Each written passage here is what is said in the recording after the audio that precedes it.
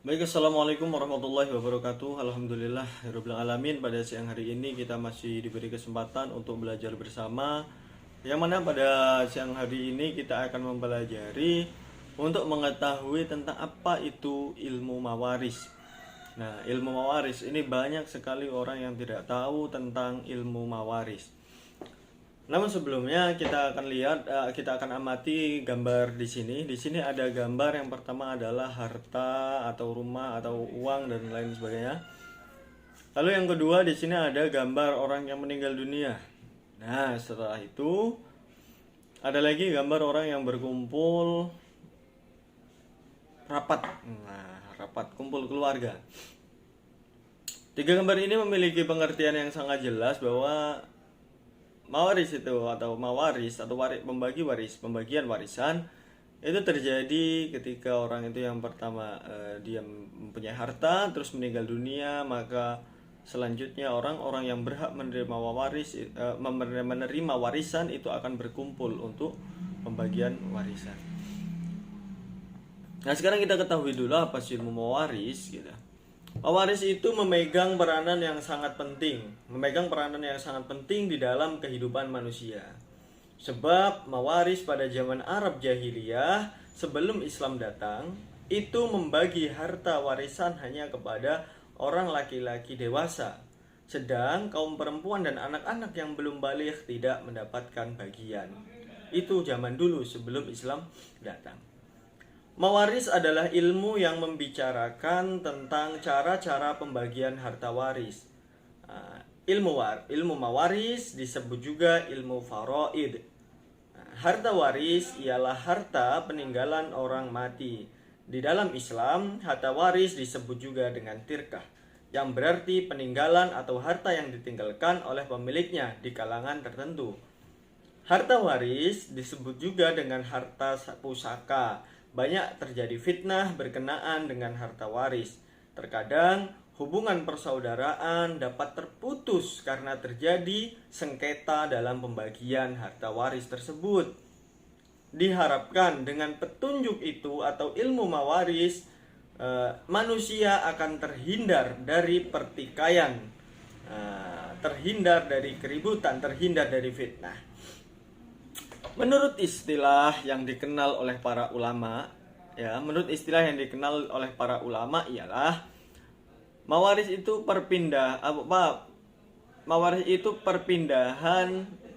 berpindahnya hak kepemilikan dari orang yang meninggal kepada ahli warisnya yang masih hidup.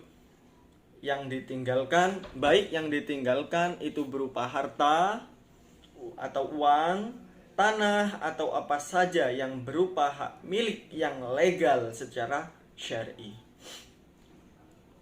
Para ulama berpendapat bahwa mempelajari dan mengajarkan fikih mawaris adalah wajib kifayah.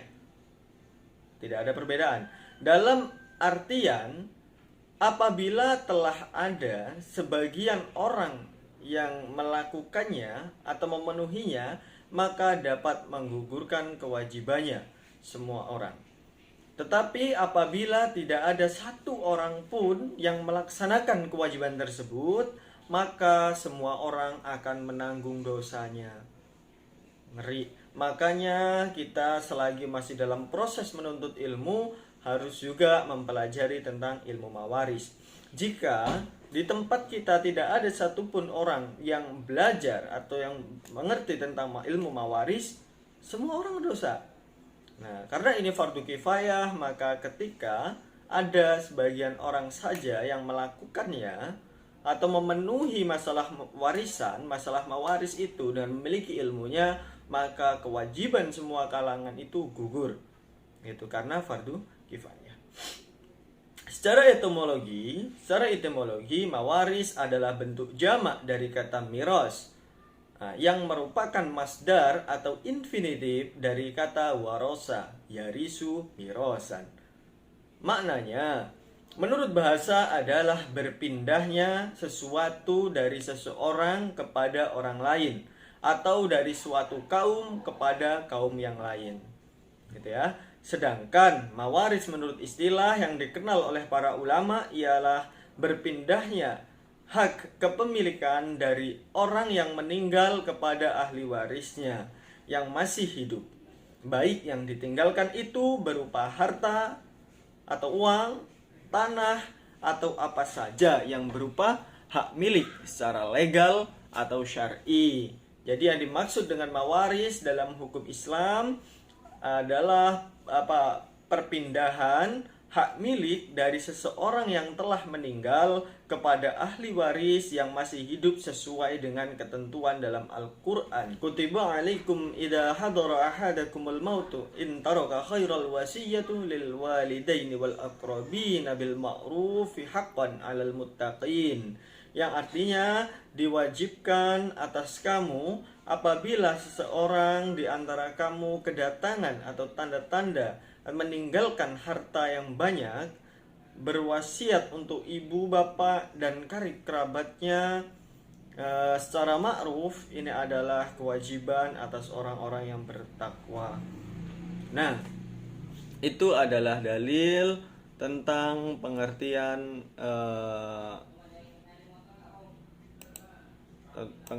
mawaris.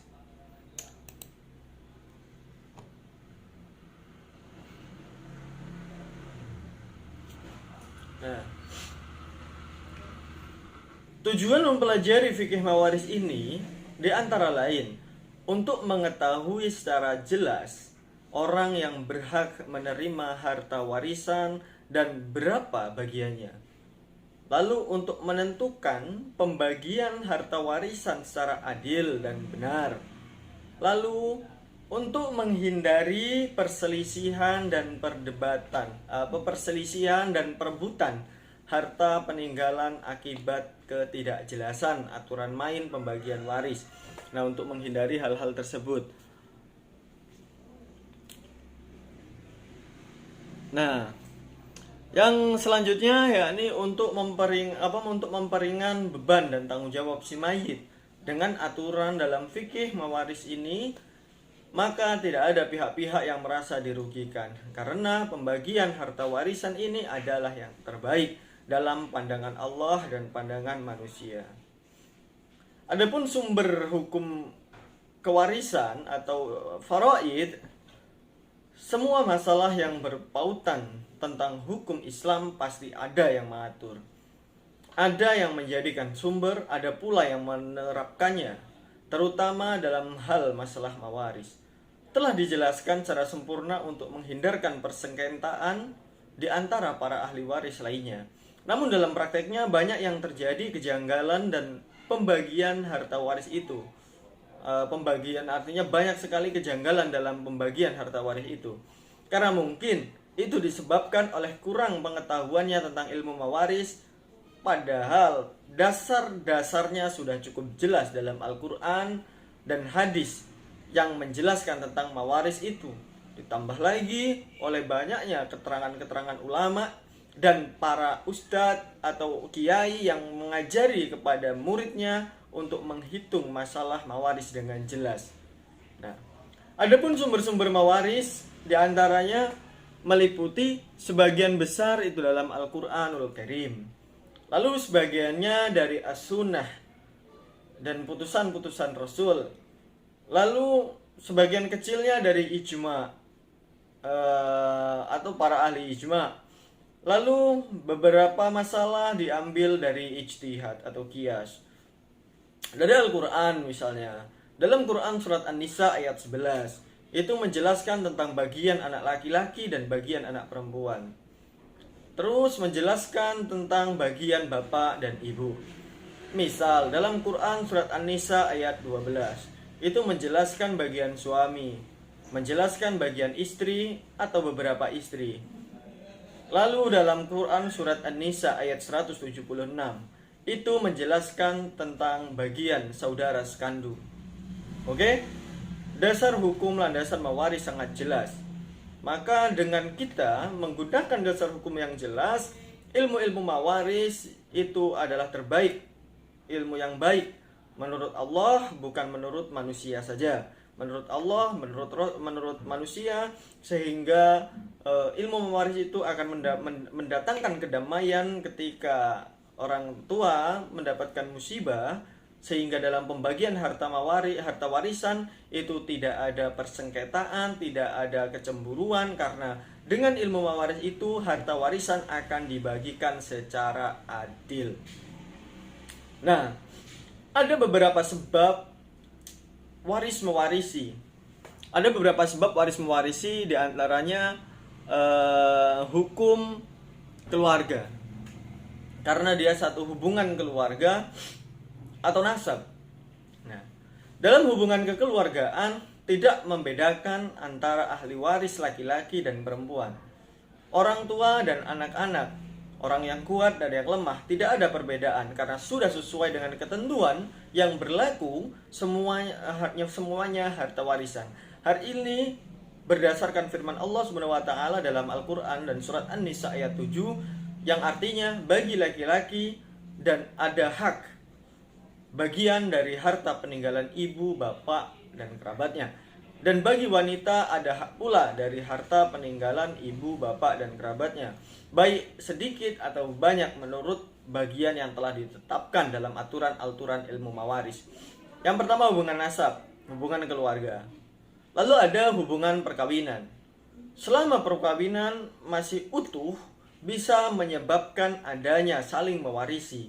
Akan tetapi, jika perkawinan sudah putus, maka gugurlah saling waris mewarisi, kecuali istri dalam keadaan masa iddah pada talak roj'i. Misalnya, istri meninggal, suami istri cerai, lalu suaminya meninggal dunia. Wanita yang istri itu masih dalam masa iddah pada talak roj'i, maka dia tetap bisa mendapatkan warisan. Lalu hukum wala atau memerdekakan budak. Nah, seseorang yang telah memerdekakan budak itu bisa menyebabkan memperoleh warisan. Jika budak yang dimerdekakan itu meninggal dunia, maka orang yang memerdekakan itu berhak menerima warisan.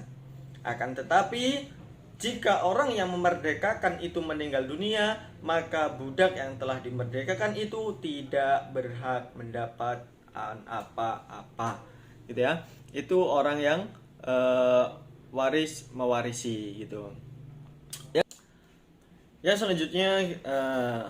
selanjutnya yakni akan membahas tentang yang namanya ketika ada yang mewarisi dan ada yang diwarisi, tentu saja ada beberapa hal yang menjadi penghalang untuk orang yang mau mewarisi kepada orang yang diwarisi. Itu tentu saja ada penghalang. Adapun halangan-halangan atau halangan yang bisa menyebabkan terhalangnya waris mewarisi atau biasa disebut dengan mawani al-irthi. Tentu saja bahwasanya waris mewarisi dapat gugur atau batal dengan adanya hal-hal tertentu. Adapun hal-hal yang dapat membatalkan atau menjadi sebab penghalang daripada waris mewarisi diantaranya adalah membunuh.